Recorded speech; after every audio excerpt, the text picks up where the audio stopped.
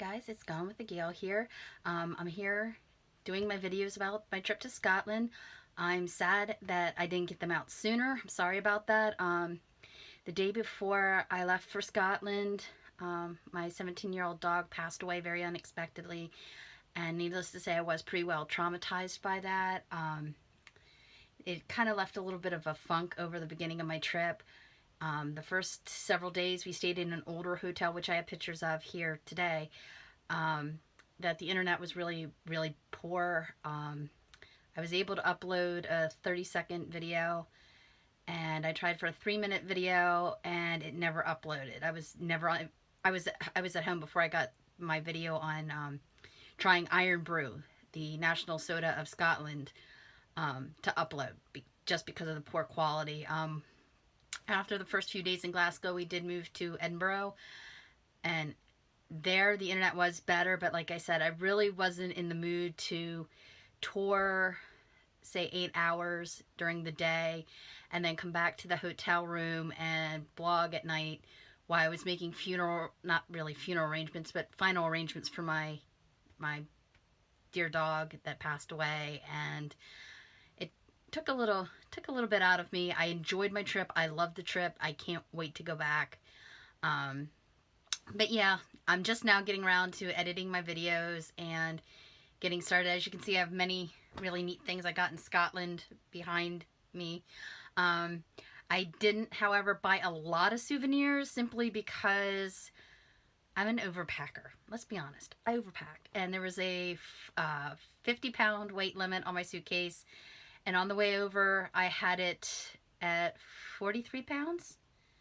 And it was 47 and a half when I came back. So I was really cutting it close. And I even bought an extra backpack and distributed more weight to get what I bought home. Of course, as you can see, I did buy a lot of books. I'm a nerd. What can I say? I buy books when I go on vacation. So I have a really cool Scotland football shirt, or Scotland soccer shirt. The day we left, they were playing their final game to try to get into the World Cup. Sadly, they lost. But at the Edinburgh airport, we saw a lot of guys in these shirts here, and kilts. It was a lot of fun. I also have a book there on Culloden. I didn't make it there, sadly. We had last-minute change of plans.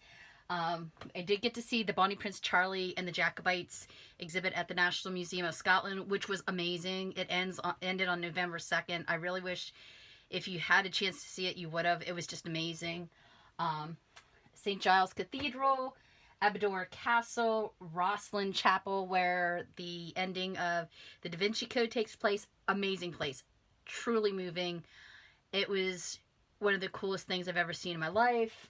I also went to Edinburgh Castle, Holyrood House, Mary King's Close, my Scotland flag. I have a little beef eater. Well, I guess he's not a beef eater because he's Scottish.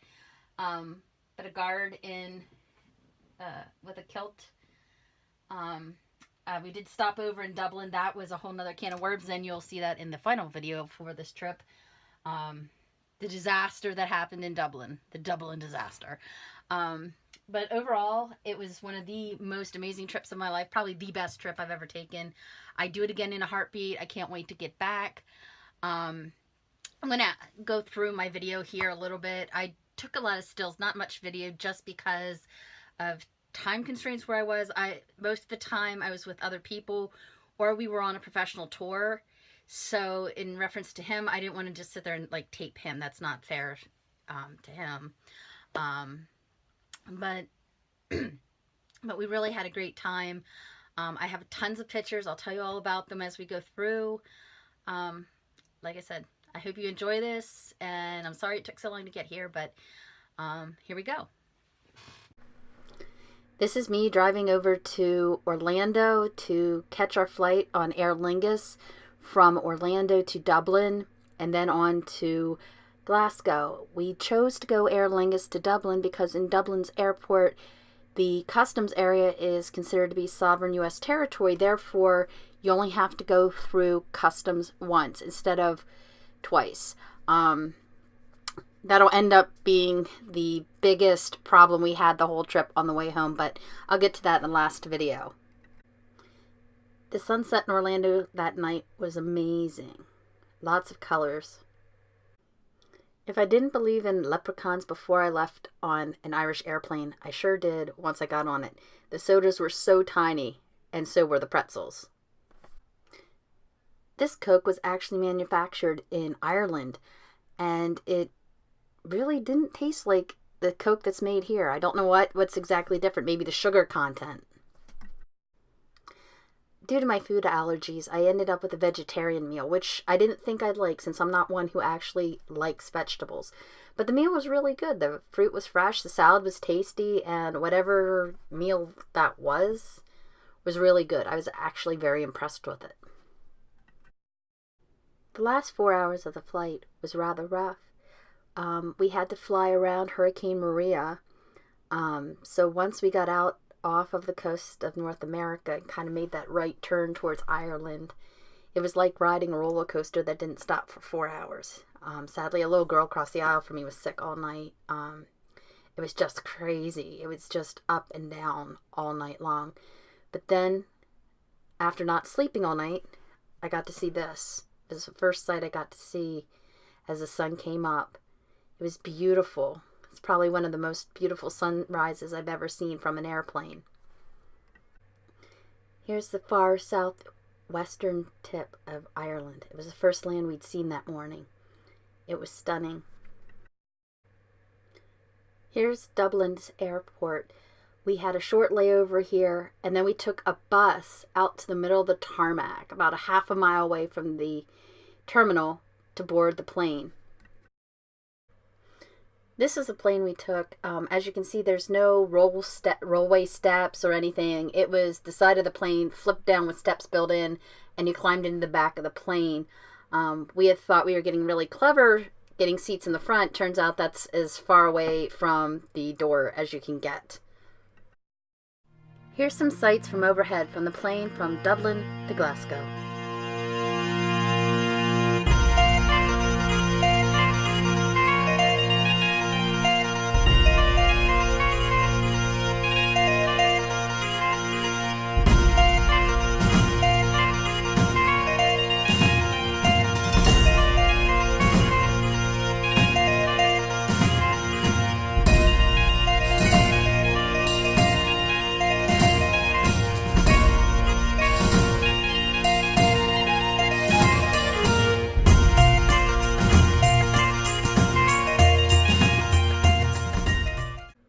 We stayed at the Sandyford Hotel on Sauchiehall Street near the University of Glasgow. It was a nice place, clean, the staff was just overwhelmingly friendly, and I would stay there again. This was the view up the stairwell. I thought it was rather pretty. The downfall was there was no elevator, and I had a 43-pound suitcase to take up these stairs to the second floor. Luckily, some nice gentleman guest from the hotel ran up, grabbed my suitcase, and took it upstairs for me, so I didn't have to. I thought it was neat how the doorknob was almost in the middle of the door. This was the view out onto Sauchiehall Street from my room. When they said this was a single room, they weren't kidding. The bed was kind of narrow. It was very comfortable, but very narrow. You made sure to sleep in the center so you didn't fall off. Our hotel was older, so we had the traditional separate taps, one for hot, one for cold. There's a reason why they did this in Great Britain. I'm not going to go into it here. It's kind of gross. But you might want to just Google why there's separate hot water and cold water taps in Great Britain. This was the tiniest shower I'd ever seen. It was like a micro shower. This is our group picture. I had traveled with my friend Trudy in the red coat, and we met our friends Kathy in the green and Carolyn in the blue and took this picture out in front of the hotel. They had arrived before us, and we were happy to be together here in Glasgow. This sign made me feel better. My dog that had passed away, his name was Maggie, and the first sign I saw after we started walking down the street from the hotel was this sign saying Maggie's and the arrow pointing up. It made me smile, thinking that she might be up, looking down on me. Everything in Glasgow was so picturesque, from the light post to the moon shining over the buildings. I'm not sure exactly where this was, but I thought the view was stunning, looking up the hill at the church at the top. Here we are walking down the famous Ashton Lane, not to be confused with Ashton Road. They're not the same. Ashton Lane is full of all kinds of little restaurants and the famous Jinty McGinty's bar. My friend Kathy and I were having a great time. I thought this little cafe table was rather picturesque. Everything was so pretty walking down Ashton Lane towards Jinty McGinty's. Of course, once we found Jinty McGinty's, we had to stop in for a wee drink. We had a great time and enjoyed the atmosphere. By this point, we started heading back to the hotel. I had been up between 20 and 21 hours straight since I didn't sleep on the plane. We stopped at a place called Tony Macaroni's, and this was amazing. It was macaroni and cheese lasagna. It was one of the 2 best meals I ate the whole time I was there. I don't know if it was because it was actually that good or because I was that hungry and tired. That evening when I returned back to the hotel, I had had a call from the veterinarian who had taken care of my dog. I had to make arrangements for what to do with her ashes, and it upset me greatly. So by the time everything was said and done, I had been up almost 30 hours without sleep. I fell asleep and slept hard. Apparently, I slept through all 3 of the alarms I had set, my friends knocking on my door twice, and 2 different phone calls.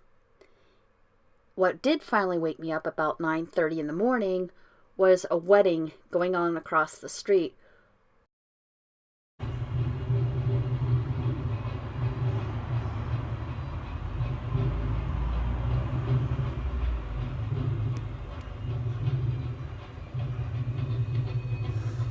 As you can faintly hear in that video, there were drums and bagpipes, and I woke up to that. After that, I grabbed a quick breakfast bar, a cup of coffee, and my friends and I were out the door. My friend Trudy and I decided to go to Glasgow Cathedral. We had to walk down Southsea Hall Street to get a taxi. This was a view looking back towards the hotel that was across the street from my hotel room. Everything's so beautiful, it almost looks like you're on a movie set. Everything's charming and quaint, and it just looks so perfect, like you could be at Disney World. This is Glasgow Cathedral. It was built in the late 12th century as a Catholic church to honor the patron saint of Glasgow, St. Mungo, who is buried in the catacombs beneath. I wish I could have gotten a better shot that would show the enormity and beauty of the wooden ceiling. It was amazing. I could have taken 1,000 pictures of the stained glass windows. I went around and took pictures of each one of them, 2 of which I've put here. There's no words to think about how old they are and how beautiful.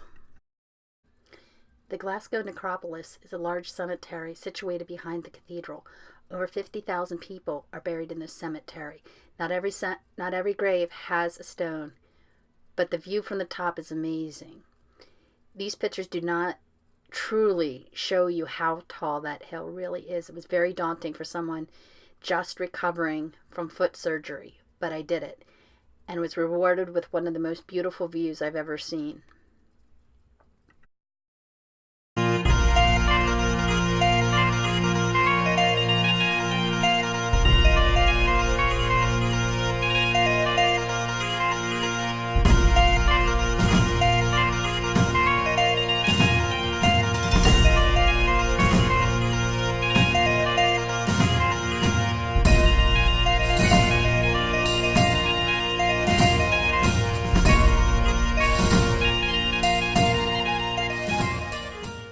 Next was the Provand Lordship's home.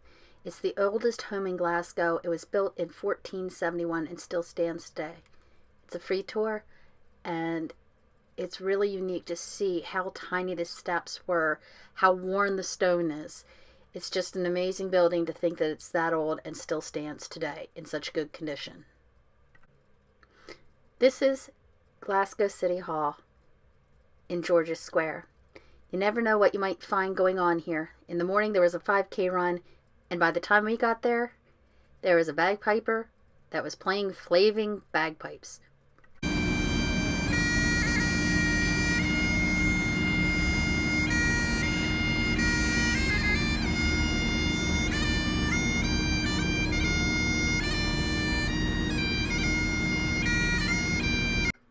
At George's Square, we were reunited with Kathy. We stopped by the Apple store, which was in an old bank, to pick up some free Wi-Fi so we could get directions. Then went to the Hard Rock Cafe for lunch, where I had a venison burger that had black pudding on it, which is a sausage made of oats and pig's blood. Believe it or not, it was good, and I liked my burger. Next was the Duke of Wellington statue, which is famous for having a traffic cone on its head. While I was standing there, an older gentleman jumped in front of my picture to photobomb me. I looked at it, said, "You know, this is the best picture I've taken my whole vacation." His friend looked at me, smiled, then came over and kissed me on the cheek before they continued on their way. While I was sad I didn't get to see the real Sam Heughan while we were in Scotland, I did see a Sam Heughan in a shop window. Does that count? And to end our last day in Glasgow, I leave you with this peacock that adorned the top of a shopping mall. It was beautiful, glittering in the sunset.